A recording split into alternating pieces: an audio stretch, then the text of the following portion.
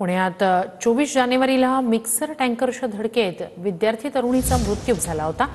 4 वाजेपर्यंत अवजड वाहनांना बंदी असताना मिक्सर टँकर आलाच कसा? मृत्यू झालेल्या तरुणीच्या वडिलांकडून हा सवाल उपस्थित करण्यात आलाय। पोलिसांनी सखोल तपास करून योग्य कारवाई करावी अशी मागणी या वडिलांकडून केली जाते। मोठा आघात बसलाय आमच्या कुटुंबाला सगळ्या।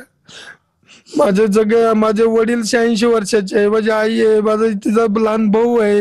आज कोणी त्या गोष्टीला खरं मानत नाहीये अजून सुद्धा। पण आमची एकच इच्छा आहे की तिला न्याय मिळावा। नेमकं मागणी काय असणार? सरकार प्रशासनाकडे आपली मागणी काय असणार जेणेकरून प्रांजलीला खऱ्या अर्थानं श्रद्धांजली ठरेल? त्या मूळ मालकाला टिपरच्या ड्रायव्हरवर कारवाई व्हावी। त्या प्रशासन ज्यांनी हलगर्जीपणा केला तिथं आरटीओ असेल, तिथले ते ट्रॅफिक वाले असतील, सगळ्या त्यांच्यावर कारवाई व्हावी की ते टिपर आतमध्ये आला कसा त्यावेळेस।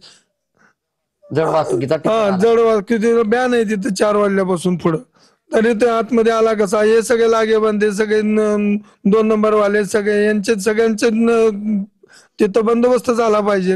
अथवा त्या माझ्या मुलीला न्याय मिळाला पाहिजे की त्यांना कठोरात कठोर शिक्षा व्हावी। नाहीतर नाही झाली तर आम्ही तिथं जाऊन आमरण उपोषण करणार आहे।